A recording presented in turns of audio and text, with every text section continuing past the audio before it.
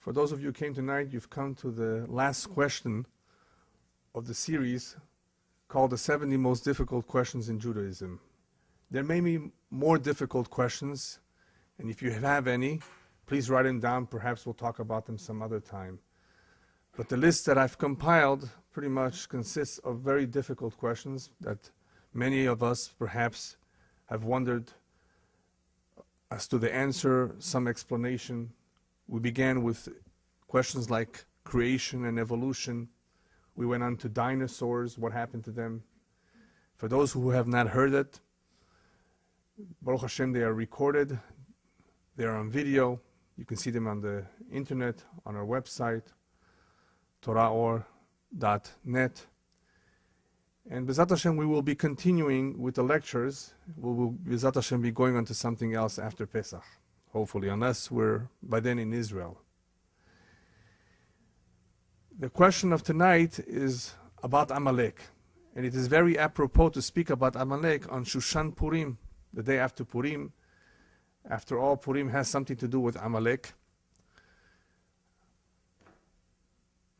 The question is, why doesn't HaKadosh Baruch Hu destroy Amalek, this evil power that is known to us as Amalek? He asks of us to do so. We are commanded to do so. But it is not just a question about why doesn't Hashem do it. There are really a lot more questions that we need to ask ourselves, that we need to understand in talking about this particular subject. I actually have a list of 10 questions pertaining to Amalek. First question is, why doesn't Hashem do it himself if they're so bad? Eliminate them.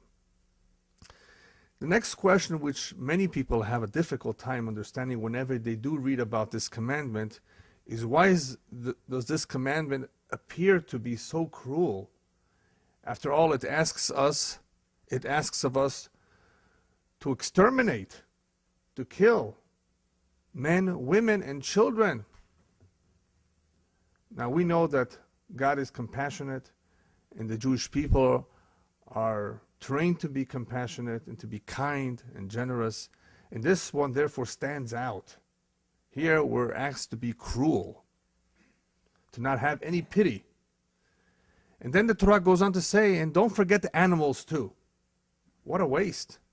Animals? What did they do anything? I mean, did they do anything wrong? I mean, so why the animals? Why are there two commandments? Remember and don't forget. Zachor ve'al tishkach. Another question is, well, if we have this commandment of eliminating Amalek, how are we supposed to identify who he is? He doesn't wear a badge, I'm an Amaleki. Right? So how are we supposed to know who he is? We're told Amalek hates us very, very much. So the question is, where does that hatred that he has come from?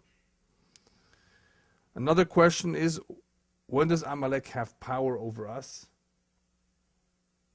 When does he control us? Another question is, how are we supposed to defeat Amalek, practically speaking? Why isn't Hashem's chair complete, intact, until Amalek will be finally destroyed? That's what Hashem himself says. My chair, the chair of justice, the chair on which Hashem Kavyachol sits on, is not intact until the day will come when Hashem eliminates Amalek. And the last question is, what will happen in the very, very end to Amalek? Will he be eliminated? How will this happen? When will it happen? In order to properly understand this topic, we have to delve a little bit into the Kabbalah. We have to go back to the beginning of creation. We have to understand some concepts that we've spoken about in the past, but nevertheless we have to review them so we have a little bit of clarity as to the enormity of this task. It's not an easy task, the task of destroying Amalek.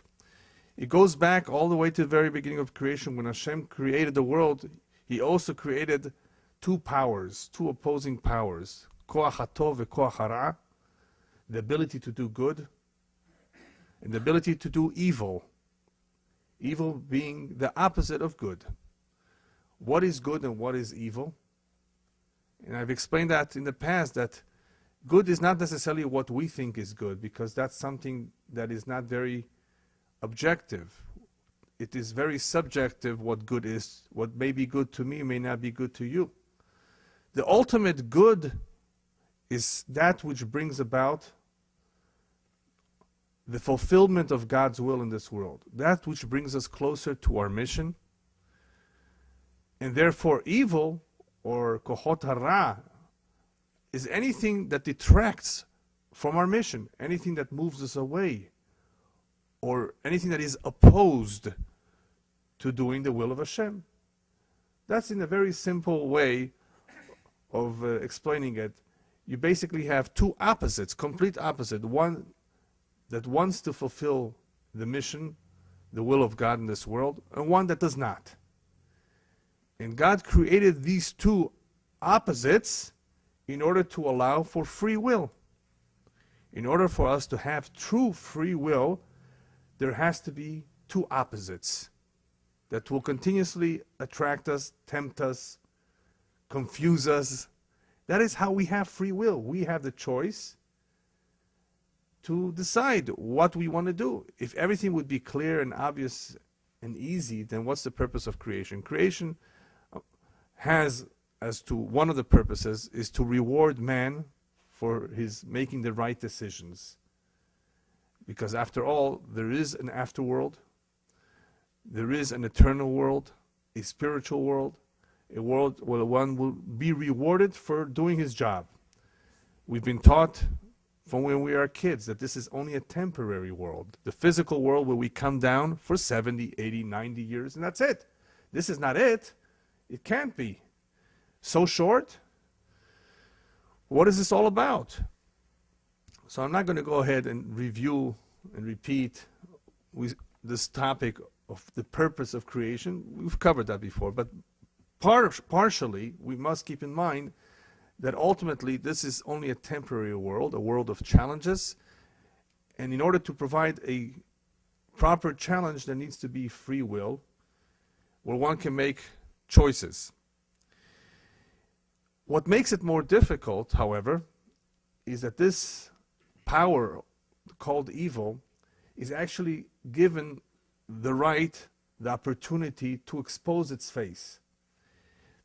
The face of evil, unfortunately, has surfaced so many times in our history through war and killings, brutality. Till this very day, nothing has changed. The names have changed, but people are the same. There are barbaric people today. There are even some cannibals here and there. Cannibals that will eat you up. I mean, they'll feed you first to fatten you up, but then they'll eat you. Yeah. I mean, there is evil. And this evil has many faces, but what is the common denominator? It is against the purpose of creation. And why does Hashem allow this evil to be exposed so strong? In order to hide Him, which is also tied to the idea of enabling free will. I want to hide. I don't want you to know with certainty that I'm around, that I exist. That would make it easy. So in order for Hashem to hide His face a little bit, He allows evil to be exposed, to be strong, to be prominent. Then people wonder, is there really a God in this world with all this evil around? See what I mean? That's what happens when the evil is exposed. It's intentional. To allow free will and to hide Hashem's face, Hashem's hands, Hashem's intervention or involvement, I should say, in this world. So even though we do see an organized world, everything is beautiful in some ways, it's nice, it's well designed, there still is a certain amount of tohu vavohu.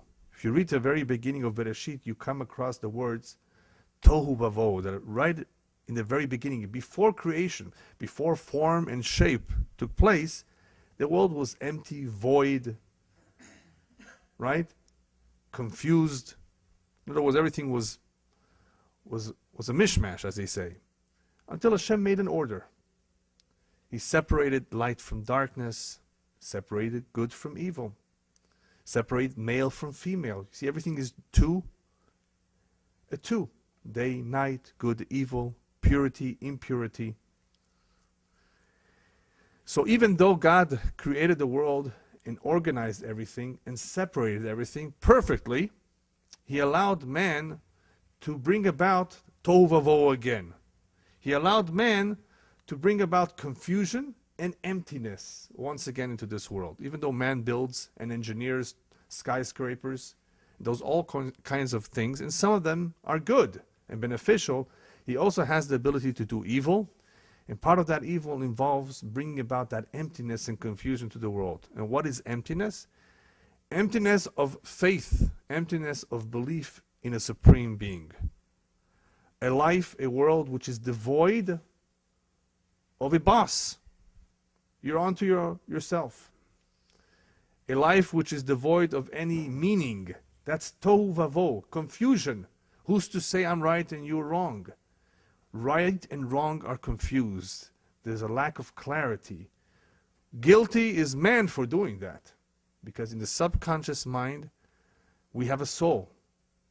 And the soul does know right from wrong. To an extent. It doesn't always have clarity. It cannot always judge perfectly. But given time, given honesty, and given some guidance, any human being, Jew or non-Jew, can come to the truth, can come to know the truth. But unfortunately, man in his power, in his evil power, has chosen to engender, to bring about a tremendous confusion into the world and all this emptiness, especially in the generation of Mashiach, an emptiness of the belief in God.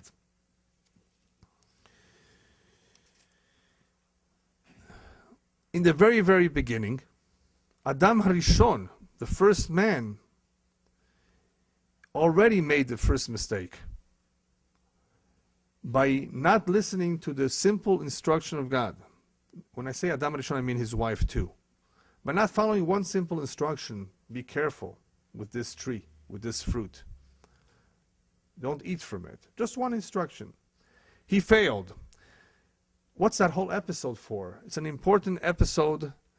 It's not just a story about a serpent enticing, luring a man and woman to go against God's wishes. It is a story of creation. It is a story of humanity. There is an enemy out there who's against you. He's against God. God created him. But he's an enemy. He's a serpent. That's his name in the very beginning of Bereshit. Who is he really? He is the Yetzer Hara. He's the Satan. He's the Malach HaMavet, the angel of death. He has various names depending on his job. And that's his job, basically, to lure you away from your mission. And Adam Harishon made a mistake which many people make today. It's not only his, on a regular basis, to go after his evil inclination. And as a result of that, however, he messed everything up. Now, even though that particular episode is in itself something significant, obviously it represents something, it really represents also the mistakes that we make on a regular basis when we follow the Yetzer Hara, the evil inclination. In other words, when we do not do the right thing, we don't think things out properly, we don't weigh them properly, or we don't do what Hashem asks of us or expects of us. So that episode represents, or is a manifestation of the mistakes all human beings make. But what's so unique and what's so serious about that particular one, Chet Adam Harishon, is that Adam Harishon had in himself, according to the Kabbalah, the neshamot, the souls of all of humanity. Well, he's one physical body, but just think his neshama is big. Think of it as big, that contains within it all the sparks, all the potential souls that will eventually come down into the world. Comes along Adam Harishon, the first man, allows the evil inclination to penetrate him, right, to listen to him, to follow it. And as a result of him bringing in, that evil inclination was outside, bringing him in, he now allowed the forces of evil and good to mix. They were separate. Remember, there was order, there was separation. Now he has mixed them all up. Now it's within him In the body of every human being, the forces of evil at all times are present, fighting each other. Do this. No, I don't want to do this. Do this. Yes, no, yes, no. Constant challenge. It's not outside. It's not apart. It's all mixed together in one place. It makes it hard for people to make decisions sometimes. But it's not just the forces of good and evil mixed in him. It's not only the desire to do this or the desire to do that he has to contend with all the time. It's the neshamot now too. Neshamot right now are mixed. Different kinds of neshamot are all mixed. Good and not so good. Now you may wonder for a moment, how could there be not so good neshamot? Souls, we've spoken about this too. That there are some souls that are more divine and some less divine. Look at a soul as a spark. We all have a human spirit that makes our heart pump blood and the like. But when we talk about the soul, we talk about the divine soul that every human being has. Some are more divine than others. That's the way it was made from the very beginning. Also, to allow for free will, we have to have a little bit of good and bad. So now Adam Rishon has all the good and bad mixed together. He has allowed it to be all mixed up. And now we have a problem. Well, we have a problem because if it's all mixed up, what's man going to do? How's man going to know to do the right thing? Rabbis even tell us that if we look at it statistically, take a baby born into this world, statistics, use math. What are his chances of being good or bad? The rabbis tell us his chances of being bad are greater than being good. Incredible. Look at the odds against him. The odds are against him. It takes, therefore, some tool to guide him to stay out of trouble. Man needs to have a good upbringing, a good education, good friends, healthy environment. Otherwise, his chances are not very, very good. Hashem, of course, has a mission for humanity. What's the mission? You, human beings, have to rectify this world. I organized it. I want you to strengthen the good over the bad. If you will achieve that, to strengthen the powers of good over evil, you will rectify the world. The only one who's capable of doing this job right is one whose neshama, whose soul is more divine, has more of a concentration of good than evil. If that soul tends to be more evil, he will fail. So Hashem right now has to pick a soul and allow that soul to be the one who will hopefully fulfill this mission. All of humanity as a whole, even though it is incumbent on them to be good and not to be evil, we all have free will, nevertheless, Hashem needs a people, a soul, that will carry out this mission to rectify the world. But all the souls, the good and the bad, are mixed in one place. So how do we do it? It's called the filtering process. If you look at the history of the first generations in the Torah, you will find that the Torah is not given right away. There are no Jewish people in the very beginning. We have a whole bunch of people that will eventually disappeared from the flood. Eventually there's only one family left, Noach. And even Noach doesn't get the Torah, neither does Avraham Avinu or Yitzchak or Yaakov. Righteous people. No, they don't get the Torah. The Torah eventually will be given, and it will provide a blueprint, a guide, a map to the Jewish people, to a nation, to tell them what to do, how to rectify this world, fix it, clean it up. Give the koach of the tov, give the powers of good, more power over the powers of evil. And you can only do that, you can achieve that through the Torah, through the fulfillment of mitzvot. So Hashem has to filter out from all this mixture of good and evil on the level of the soul. He has to filter out the evil. So he starts removing, generation by generation, a little bit of the evil. Let's begin with Avraham Avinu. Of all of Terach's kids, Terach, the father of Abraham, only Abraham was a real believer, 100%. Discovered Hashem, discovered God, right? Eventually taught it to other people. The entire his life was devoted to acts of goodness. Great. Is Abraham purified, completely filtered? No. He has a few kids. He has a Yishmael. Yishmael is not the best candidate.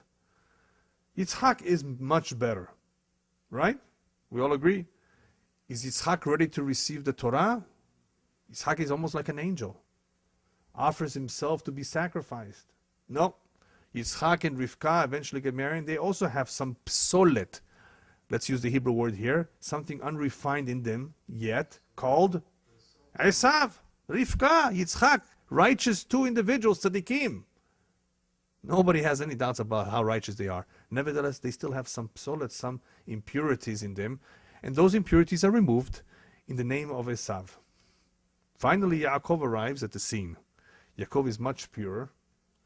Yaakov symbolizes in the Kabbalah Amud Ha'emet, because he's truth. Yaakov is not ready. He has 12 children. And those 12 children are not ready yet either, but they're almost there. They have to go through Egypt. They have to go through an additional refinement. And we explained that it has a little bit to do with the baseless hatred that they still had, the jealousy, the problems which of course were manifested with the selling of Yosef, their own brother.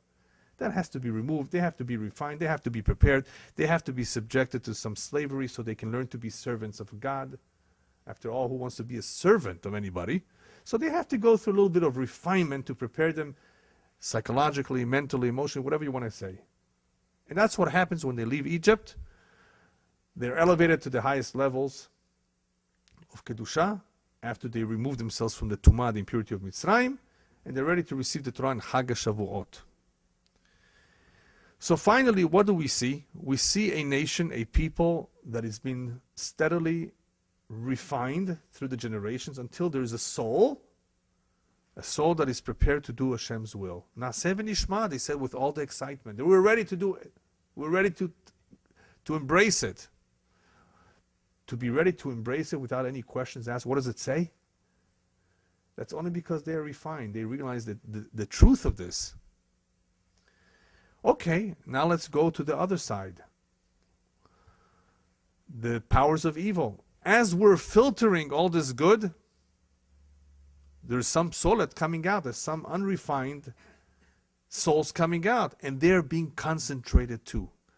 The Jews are receiving a concentrated dose of divine souls.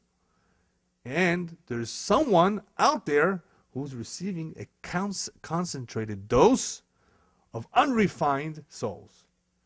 There's unrefined souls everywhere in the world. But there's one area that is concentrated completely. Ra, evil, at its highest form. Who's that? Amalek. And who's Amalek? He's the grandson of Esav, which comes from Yitzchak too. People don't realize, I tell them, Amalek is descended from Yitzchak. He says, what? Yeah. They come. He's a Semite too, from Yitzchak.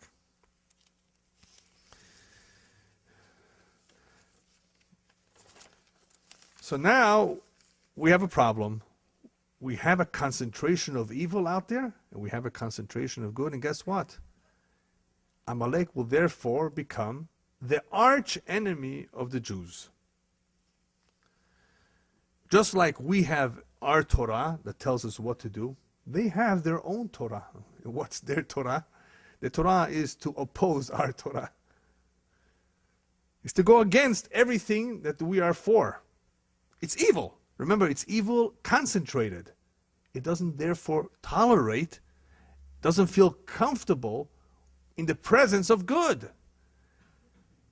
Real evil cannot take it when there is a presence of good. That's just the nature of evil. Real evil, concentrated evil. People, remember, are mixtures of everything. But the real evil will not tolerate the Torah, the philosophy, the teachings of good, of being humane, of being nice, compassionate. You say, why not? No, there is an element out there in the world that will not tolerate it, and that's called Amalek. Okay.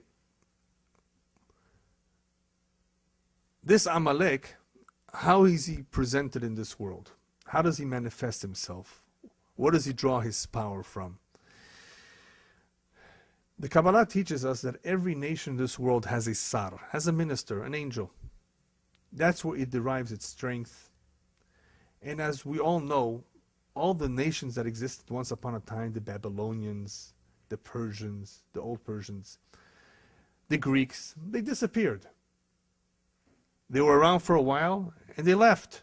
Their Tsar, their minister, weakened, fell, eventually being replaced by someone else. Those Tsarim, every nation with their minister, did not have that much strength, did not have therefore that much influence, at least for thousands of years. Just for a number of years it had influence, it made its contribution, it came on the scene, did what it was supposed to do, and it left. For some reason, we have here an Amalek that's been around for a long, long time.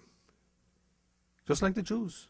The Jews have been around for a long time. Nothing has happened to us, Baruch Hashem. I mean, we've had our ups and downs. Yes, ups and downs, but we're around. Amalek, in some form, will always be around, and we're gonna understand why in a moment. Amalek has a very interesting minister. It's the Sam himself. It's the Yetzirah himself. It's the Sitra Hara himself. It's the Malach HaMavet, the Satan himself. They have, this power has the most powerful minister of all. Besides, of course, the minister of the Jews. Tremendous koach, tremendous power. But that's not enough to allow him to last so long. You know what the problem is? This minister, this Tsar, you know what he eats for dinner? What gives him power? What fuels him? Acts of evil. Acts of evil that are perpetrated in this world give him power. And he becomes bigger and bigger and bigger and stronger, and he's lasting forever, almost forever. Because that's the way he operates. He depends on this fuel called evil. And if you have this fuel around, he will continue to be around.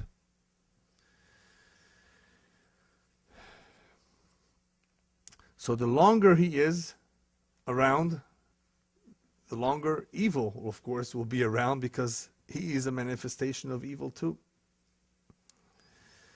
So why doesn't Hashem destroy it? Right? That's one of our questions. All this evil. Well, why should Hashem destroy him if the one who's giving him all this power is man himself? Man is the one who's giving him this power, allowing him to continue to exist. It is man's job, therefore, to destroy him. But which man's job? Mostly the Jewish people. Because the Jewish people have that job of letaken ha'olam, to fix this world, to rectify this world, to bring about Hashem's dwelling in this world. And it's only through acts of kindness and goodness, through the observance of Torah and mitzvot, that we are able to drive away these forces of evil, the forces of darkness, through the light of Torah. It is therefore our job, only we can do a good job in this. It does not mean that everybody else is exempt from driving away evil. No. The non-Jewish world, as one of the 7 Noahide laws, they do have that obligation to set up a system of laws and to punish evildoers, of course. They have the same mitzvah in some ways of staying away from acts of evil. But who can actually rectify, who can do something about it, who can make a difference? The Jewish people. How? Through the Torah. Only through the Torah can we defeat the koach of evil. Now, it's not only because we have the power to do it. The Jewish people need to do it because he's the one that will give us the hardest time with our job. Hua mafriya hagadol. He's the one that's giving us trouble. He's a troublemaker. So we better do something about it. We cannot allow him to exist.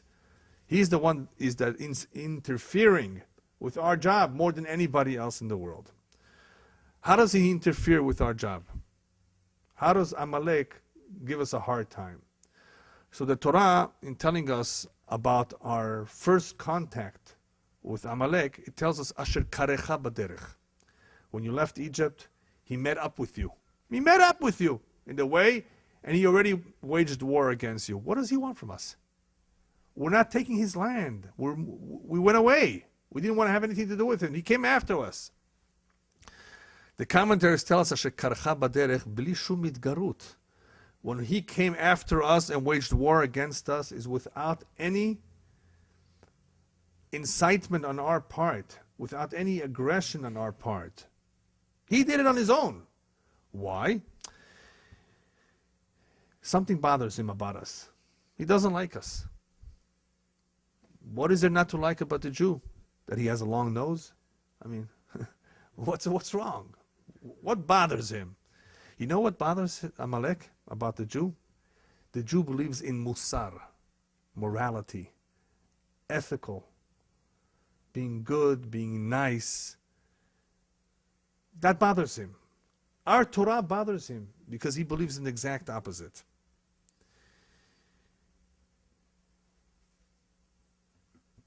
Anyone who read Mein Kampf from Hitler will find something interesting.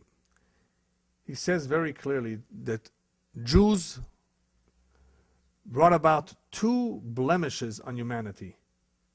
Does everybody understand what I mean by blemishes? 2 defects, 2 blemishes.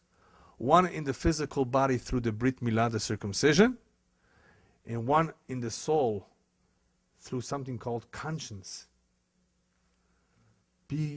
Have a conscience. Don't do certain things because they will disturb your conscience. There's no such thing, he says. He claims that one should not feel bad about certain things that one does. Do as you will. Who's to say there's a right and there's a wrong? That's Amalek. From his writings, you can clearly see the philosophy of Amalek, the teachings of Amalek that are totally opposed to what we are teaching. He obviously does not believe in God, and anything that has anything to do with God, he will oppose. The words Asher Karecha, even though literally it means that he came across you, he made up with you, it also means, the commentators explain, a form of krirut. He cooled you off. Amalek has the danger of cooling off a Jew from his emunah. Pouring cold water on us. To be cooled off from the emunah. Asher karacha also comes from the word mikre. Everything is a coincidence. It was just a big bang. That's how the world was created. It was just by accident. Mikre, by chance. It was not divinely inspired. It was not by an act of God or creation. That is the philosophy of Amalek. Not to have anything to do with the teachings of the Torah, that there's a creator, that there's a boss who is involved in this world. His job, therefore, Amalek, is to move anybody who's attached to divinity or to doing acts of goodness, to move him away from that. And obviously the Jew is the greatest representative of acts of goodness that there is. In other words, the whole Torah, a lot of religions, a lot of laws of countries are taken from the Bible, from the Torah. So he is going to be our greatest enemy, Amalek says. The Jew. He is giving us a hard time. He is the one that's stopping us. He's introducing this thing called conscience and morality and values. And he doesn't want that. So therefore, we are his enemy and he is our arch enemy. He's very dangerous to the Jew, not just to the world, because his approach when it comes to emunah, to faith, is to cast doubt in anything. Amalek's approach, his tactic, is to cast doubt, to ask all kinds of questions and intentionally cast doubt. One way that he does it also is through letzanut, umitlotzetz. He makes a mockery of everything. That's another way he does it. Makes fun. Now the reason I'm emphasizing this is you have to realize something. You may find an individual out there in the street who doesn't appear to be your enemy, per se. He doesn't hate Jews. But he makes fun of Torah. He mocks what the Torah writes. That is a form of Amaleki. That is at least the midah, the characteristic of Amaleki. He doesn't have to be biologically Amaleki to believe what Amalek believes. So therefore, all of that approach, that attitude, that philosophy is dangerous to the Jew because of what it does, to cool us off. So how do you fight it? Well, remember something. When you're dealing with somebody who makes fun, a mocker, common sense will not be able to defeat him. Logic cannot defeat him. You have to stay away from him. Otherwise, he will defeat you. He will weaken you. You have no chance against him. Common sense is something precious to us. Isn't common sense, logic, reason, truth? No, not with a mocker. You will not be able to win. Amalek has another face that is not very known unless you go back and read about Esav, the grandfather himself. What's the third face? The grandfather had the face of a Bal Ta'ava. He loved food. He had desires. He coveted. This Ta'ava is very much seen in the nation that Esav formed. Which nation did Esav form? Not Amalek. Remember, Amalek is a grandson. It is an offshoot somewhat. It is a descendant. It is the concentration of the bad. But Esav himself is not Amalek. Esav is the father of Edom, the Edomites. And there are a lot of nations in the world that belong to Edom. The Roman Empire is all Edom. They are related, aren't they? Grandfather and grandson. And where do you see it today? Where do you see the relationship today? Anybody know? No. We'll get to it soon. You will see that today it is possible to recognize who Amalek is and who is Edom. But I just wanted to wake up those of you who are maybe falling asleep that there is a big relationship that can be observed today between the grandfather and the grandson. In other words, even though Ba Sancheriv ubilbel et haolam, Sancheriv, the Syrian king, one of the Syrian kings, came and mixed up everybody, and Amalek is scattered everywhere, including in Iran. Haman Rasha, we just read about him. He's Migeza Amalek. What is Amalek doing in Iran? So Sancheriv came and mixed everybody up, moved everybody around. So we do have Amalek all over, but we will soon see who he is. I just wanted to talk a little bit about this face of Edom, because this is especially a problem in the generation of Mashiach, our generation. The problem with Ta'ava, with this face, is that any time a person espouses, supports Ta'avot, if this is important to him in his life, his heart rules his mind. His heart is basically being controlled by the Ta'avot. So therefore, his mind doesn't have a say. Therefore, anytime the mind does not have too much of a say, the truth can never come out. Person who's engrossed in a materialistic kind of lifestyle, very much full of ta'avot, of desires of food and drink and enjoyment in an unlimited way, it will be very difficult for him to come to terms with the truth, what we call the truth, because his heart is in control. When a person's heart is in control, his views can be easily distorted. Views, an intelligent man, he's an intelligent man. He has the faculties to be able to discern between right and wrong. But will he be able to? Will he succeed? No, not necessarily. Anytime a person has his own agenda, has his own personal interests, has all these physical desires of this world, he cannot think properly. His mind does not have full control over his heart.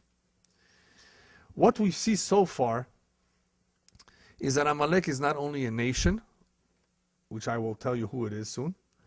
Amalek is also a midah. It is a form of life. It is a philosophy. It is a characteristic. It is something that it can exist even amongst Jews. Certain characteristics that really belong to Amalek. Therefore, the Jew, in being instructed to eradicate this Amalek, is being instructed to eradicate this from himself too. To eliminate any vestige, any characteristic that really does not belong to him, that it really is a form of evil, that is Amalek in nature. How does he do that? Only through the Torah mitzvot. Only by fulfillment of mitzvot, by studying the Torah, can he drive away these midot.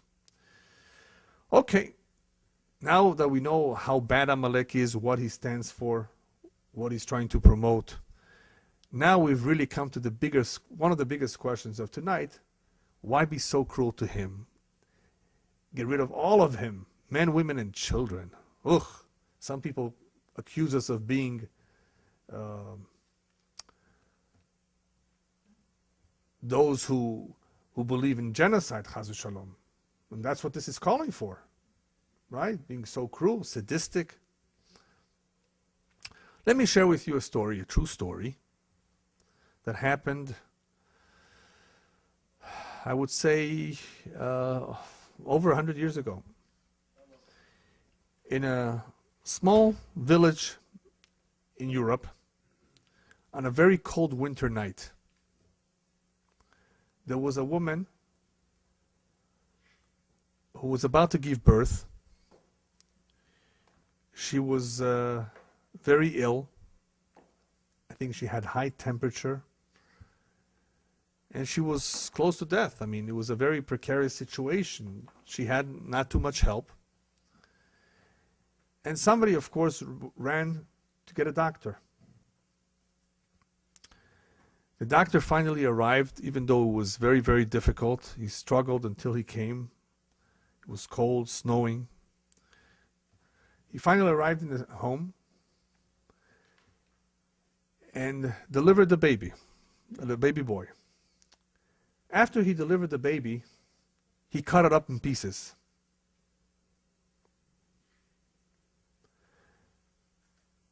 Cut it up in pieces, stepped on it, and threw it in the garbage. What would you say to this doctor? Is he cruel? Huh? What would you say? Did he do a good thing, a bad thing? What does this kind of an act appear to you? What? Evil? Yeah. Well, what if I were to tell you that that baby was Hitler? Would you still say the doctor is evil for doing that? He had knowledge. This is a true story, but the baby wasn't cut up. We wish he was. The baby survived. The doctor was Jewish. He didn't know what he was delivering. But had he known, if he would have cut him up, he would be fulfilling a mitzvah. Wouldn't he? Okay. Baruch Hashem, we all agree on something. Because now you will understand this story, which is a true story, except for the cutting up, will help you understand what the Medrash says about why we are so cruel. We are cruel to Amalek. We need to be. Because that is exactly what they would do to us if they had a chance. If they had a chance, if Amalek has a chance, he would destroy the Jewish people, chas v'shalom. If you don't believe me, look at the story of Haman. That's exactly what he attempted to do. No, not just the men, women, and children. And throughout history, there were pogroms and attempts and plots to carry out exactly that by those who come from Amalek. And just recently, what about Hitler himself? Didn't he try to do that too? You see, only the men, women, and children, babies. He didn't care. If we do not do it to him, he will do it to us. So is that being cruel to him, or is that self-defense?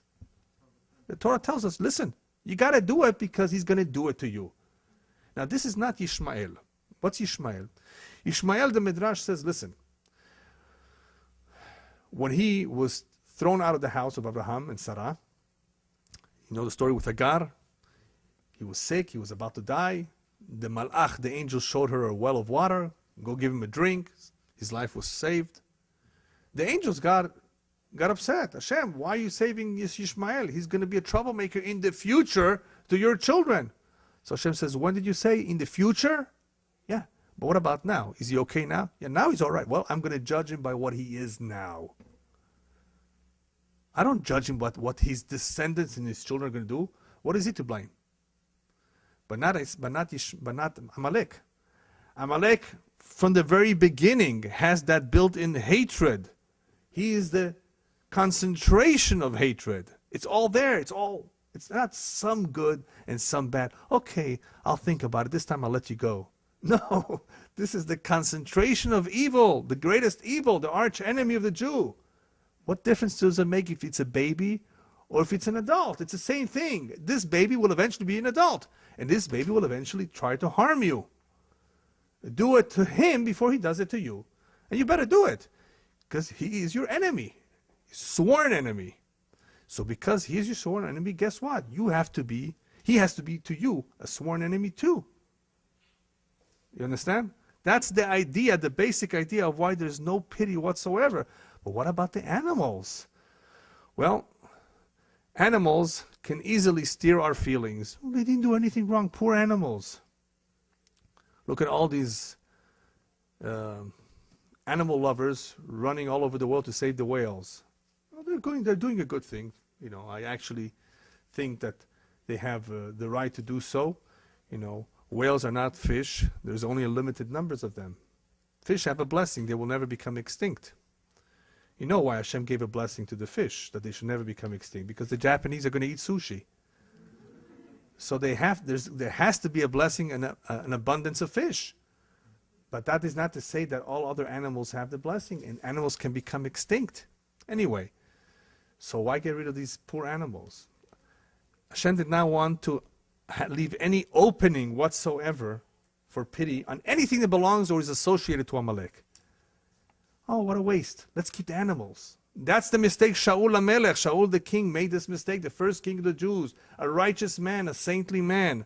But he had cheshbonot. It was politics. Cheshbonot, politics. All kinds of calculations of why yes, why not, why save him, maybe yes, maybe not. He started making derashot in his mind about why it's okay. And Shemuel says, you made a terrible mistake. You went against God's will. Why did you allow your own cheshbonot, your own calculations to interfere? He lost the malchut. He lost the position of being king. He was killed with his children. But worse than that, the rabbis tell us whoever has pity on the cruel will eventually become cruel on those who deserve compassion. Shaul Amalek had pity on Amalek. He eventually was driven crazy by some spirit that unfortunately made him so crazy and so cruel and sadistic that he killed off an entire city of Kohanim, Nov, Ira Kohanim. How come? How does this happen? Rabbi tells you, if you are compassionate, you have pity for the cruel, you will eventually be cruel over the pity, over those who you need to have pity for and compassion. How come?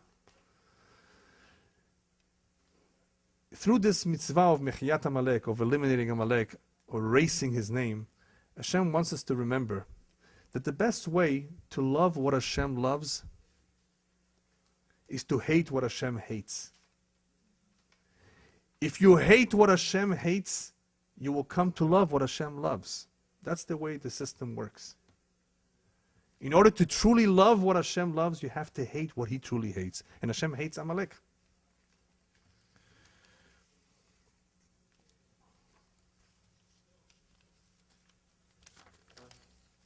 Yes.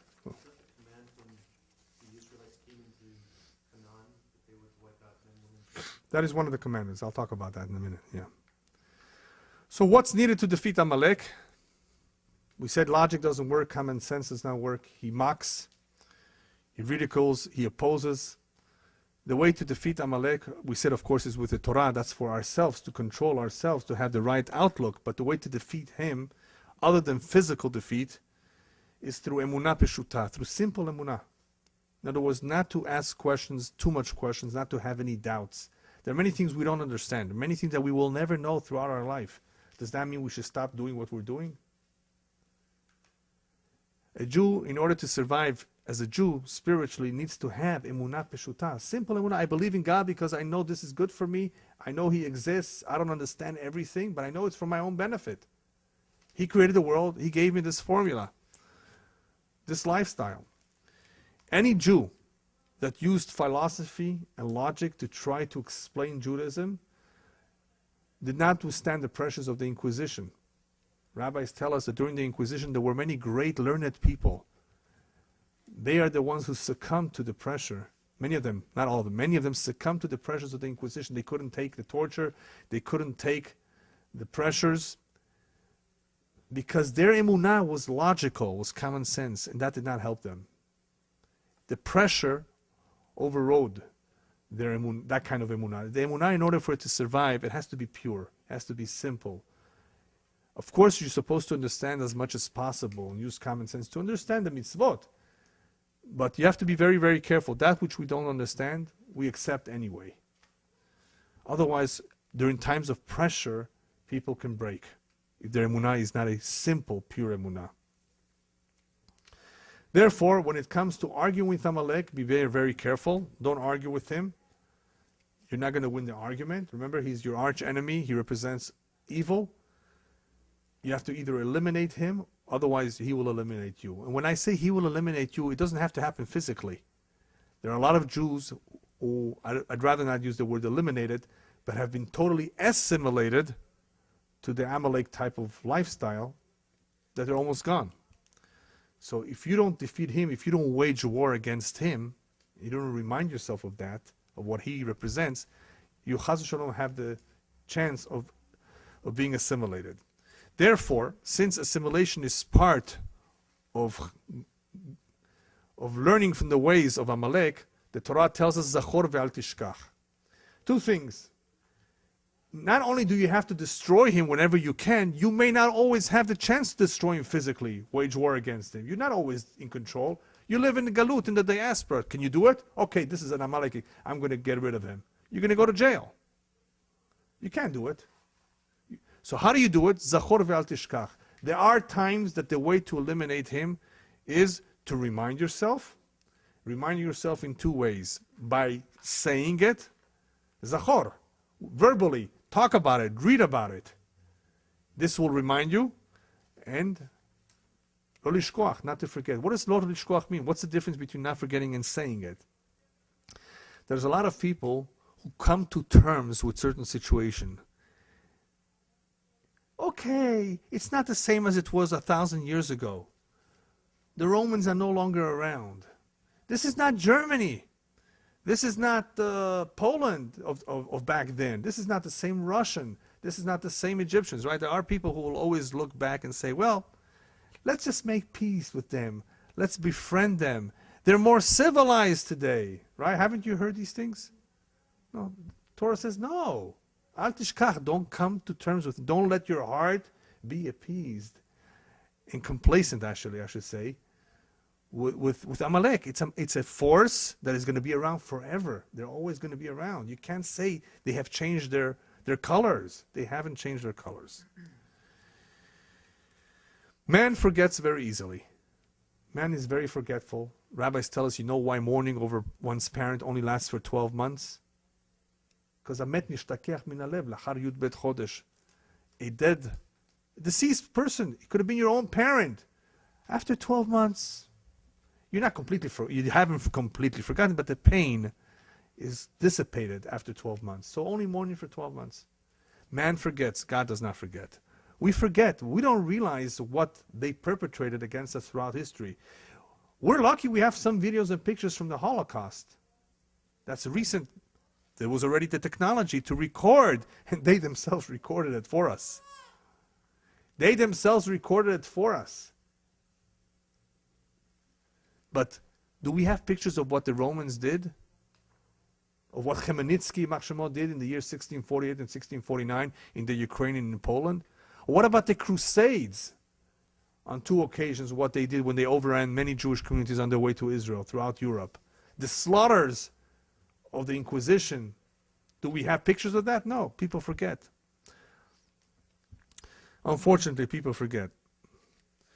And that forgetfulness, unfortunately, is also part of Amalek. It's engendered by Amalek because we said before in the very beginning, Amalek cools us off. And the way he cools us off is he cools off our enthusiasm to do the service of Hashem. And it's therefore very, very important not to show apathy or indifference towards this danger that it always exists. Because chas v'shalom, if a Jew is cooled off from his connection to Hashem, he's being defeated by Amalek. In other words, not only is he not doing the job of defeating Amalek, he's being defeated by Amalek. And that is what the Torah reminds us. When will Amalek come after you? When will he have any power over you? Ve'ata yef v'yagia. When you will express yourself, oh, I'm tired. It's such a big burden for me to carry all these mitzvot. Anybody that says it's hard to be a Jew, and there is a saying like that in Yiddish, it's not true, by the way. It's not hard to be a Jew. It's very easy. Tefillin takes a few minutes every day. Making a blessing is no big deal. Shabbat, you rest anyway. What's so difficult? It's just an excuse. Anybody who ever expresses himself, it's so hard. The Torah says, "Vata yef v'yagea siman she velo yareh Elokim." It's an indicator that there's not enough God-fearing in you.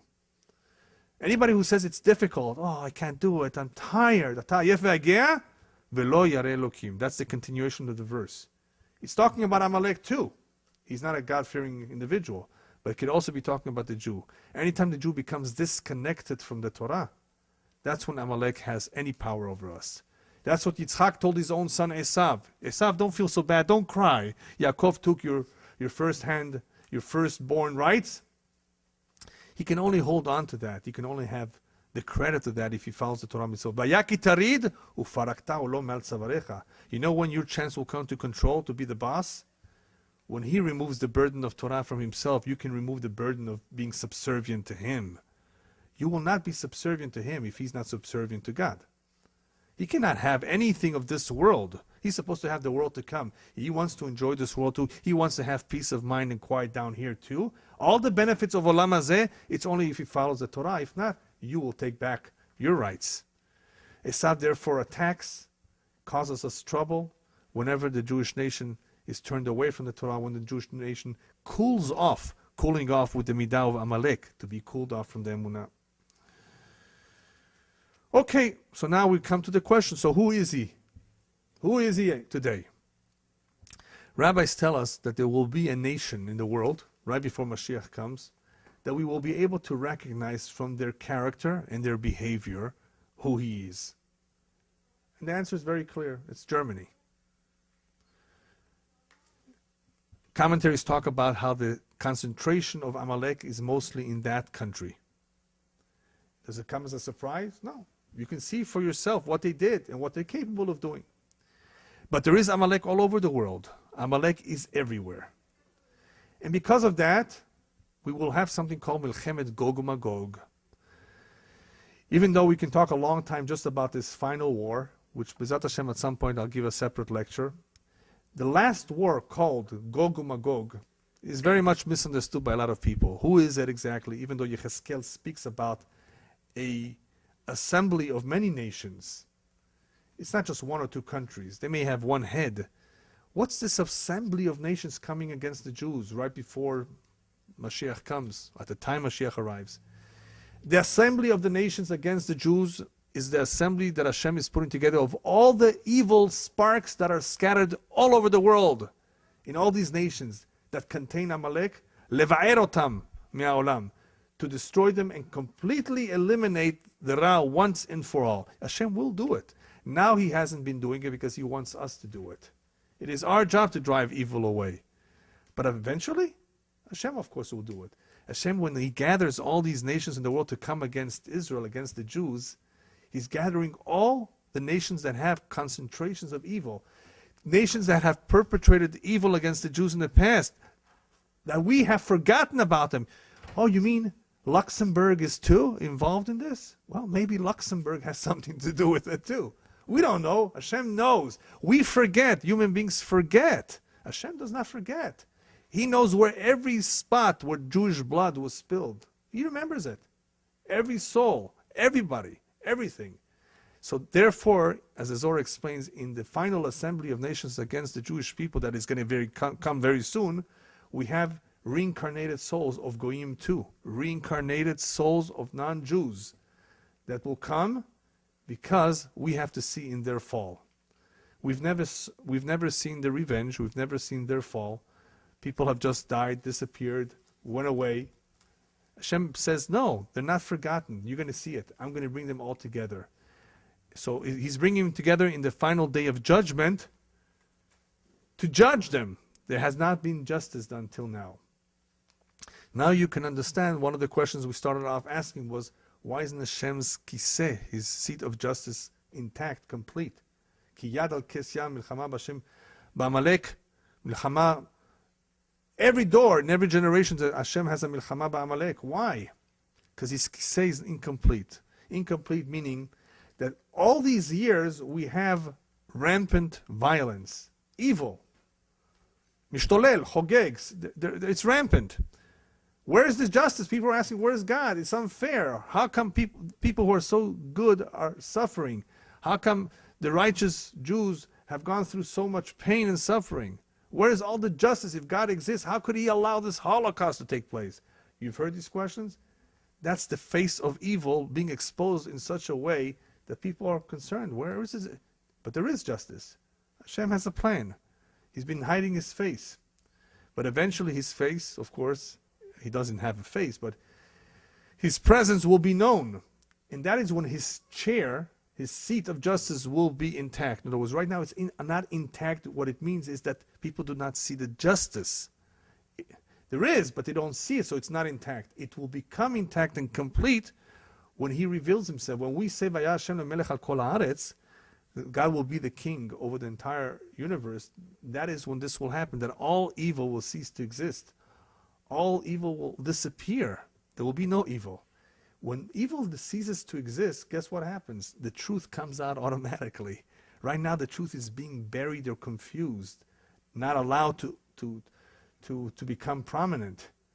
All these non-Jewish schools here have a hard time even putting in the books of biology other than evolution. Oh, by the way, there's an opinion that God created the world. Oh no, chas v'shalom, separation church from state. Don't mention the word God in any book in public school. Never.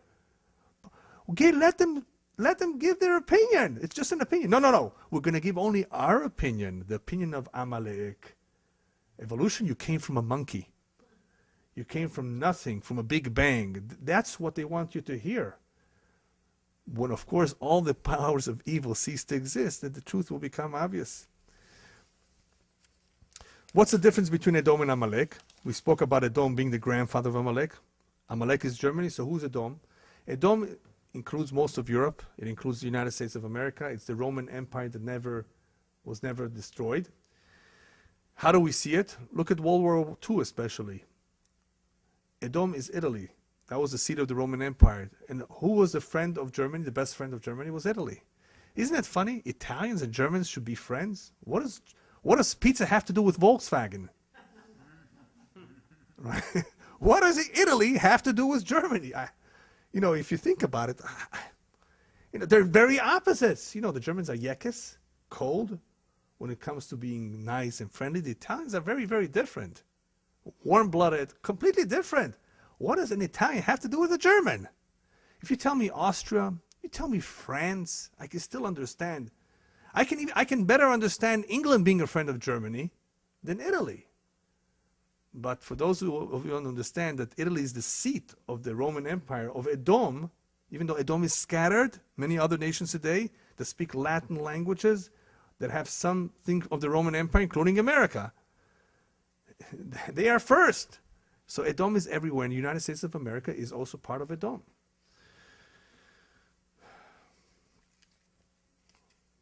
So what will be the end of Amalek? The end of Amalek is as it's written in Parshat Balak, V'achrito adeh oved. In the end, Amalek will be destroyed. In the end, all forces of evil will be destroyed. And this, of course, will happen, B'ezrat Hashem, in our generation. Now, how do I know it will happen now, soon? Rabbis tell us that the Jewish people received 3 mitzvot upon entering the land of Israel. The mitzvah of choosing a king, the mitzvah of destroying any vestige of Amalek, and the mitzvah of building the Bet HaMikdash. We have entered the land. There is an ingathering taking place right now. What's going to happen soon? We're going to have a king, Melech HaMashiach. We have to have a Bet HaMikdash. So we know that the destruction of Amalek is imminent. Just that until now, we had the mitzvah, every Jew. Now, of course, it will come about through Mashiach. But this will be part of the process. There's only one problem in all this process. Amalek is going to put up a big fight. If you look back through history, when does Amalek put up the biggest fight? Whenever the Jews come back to Israel. First time around, when Yaakov came back to Israel, Esav meets him. That's the first encounter. Second encounter, when the Jews leave Egypt on their way to Israel, who meets them? Amalek again. Third encounter, the Jews are about to return to Israel after the Babylonian exile. Who gives them trouble? Haman. The Jews are about to come back to Israel for the last time. And who stops them or makes them trouble? Again, Amalek. Germany, Holocaust. All the times, the major encounters with Amalek was right before we come to Israel. Because they know they're going to be destroyed. There's an accusation, Chas v'shalom, against the Jews. What power do they have? Why should they be allowed to come? There's a tremendous commotion upstairs in the heavenly courts between this tremendous power, this powerful minister called Saro shel Amalek. I don't even want to say his name. Very powerful. He's not going to give in so easily. A third of the Jewish people were killed in this Holocaust. A third of 18 million Jews before World War II, 18 million. 12 million remained. You know what it is? He got away with a third? This is not just a few thousand Jews here and there. This is 6 million. Nobody can do that. Only Amalek has that kind of power. But he's not going to get away with it. We know that soon it will be his turn to be destroyed. But in the meantime, there's a tremendous amount of a struggle between the forces of good and evil all over the world. I'd like to end that in order to be able to be on the side of good and not evil, as you know, one of the things that is the most difficult during the days of Mashiach is emunah, that we spoke about, having pure faith, relying in Hashem. One of the things that can help us avoid falling into the trap of Amalek is to stay away from gava, from arrogance. Arrogance, unfortunately, has not allowed many, many Jews to get closer to Judaism. In order to really see the truth and the beauty in the Torah and Judaism, you have to be a little bit humble. Wait a minute, this made so much sense to my forefathers. They were willing to give their lives. Doesn't it deserve a fair chance to be examined? What's holding people back is either they're very arrogant, they think that they're smarter than their forefathers, and they consider their forefathers primitives, or they have the midot of Amalek that we said before. They have the ta'ava. They have the desires, the pleasures that they want to enjoy from this world. Anybody who's already assimilated into the lifestyle of Amalek is going to have a hard time. But if he's humble, at least if he's humble, he has a better chance. He's going to say to himself, wait a minute, I'm not smarter necessarily than they were. There were a lot of great giants, rabbis who were so smart, who knew everything. They deserve a chance too. So a person who's humble has a chance to do teshuvah. A person who's arrogant will not have an easy chance. And that is why it's not surprising that one of the things that Hashem brings about before Mashiach comes is the collapse of the economy. The collapse of the economy is because money has made people arrogant. Money is a source of ta'avot, of desires and pleasures. All of that is the koach of Amalek. And Hashem is about to destroy that koach, and he begins with the money, that golden calf that unfortunately many Jews have worshipped, or many Jews at least were misled by. That assimilation that has occurred now has cooled a lot of Jews' emunah, faith in him, because they're too busy making money. Money, I need a home, I need a latest car. All this is Amalek. And unfortunately, many Jews got caught up in this. So Hashem says, listen, I'm about to destroy all of that. And he begins with money. So it's important to be very, very careful these days with having the right emunah, the right approach, the right attitude. Not the attitude of Amalek, but the simple and pure attitude of doing what is good and right in the eyes of Hashem. And I'd like to end to remind every one of us that Amalek, remember, is not only a nation, it's a midah. It's a characteristic that everyone can, Chas v'shalom, possess. And it's incumbent upon every one of us to eliminate that, to work on ourselves, to refine our character, that there's no Amalek left. Because everyone, every human being, not just Jews, every human being has some concentration of goodness in him. And it is up to him to reveal that goodness, but through acts of goodness and kindness. When we reveal the good in us, when we do acts of kindness in the world, then that itself, B'ezrat Hashem, will give the power to the forces of goodness to defeat the forces of evil and darkness. B'ezrat Hashem, through an increase in acts of goodness, in acts of brotherliness and unity, in being kind to one another, we will be able to increase that power of goodness in the entire world. and also have the merit of seeing a Kadosh Baruch Hu destroying or vanquishing all the forces of evil from the face of the earth. Be'ezat Hashem, I have a strong feeling that the time has finally arrived. This is not 1920, 1930, 1940, 1950. This is not year 2000. We're 2009. We've become very, very close to this moment. We're living through very, very turbulent times. And those who will survive, Be'ezat Hashem, will be those who have strong emunah and clarity that HaKadosh Baruch Hu is the boss. And soon, that clarity will reach the entire world, and Hashem, Be'ezat Hashem, will be a king.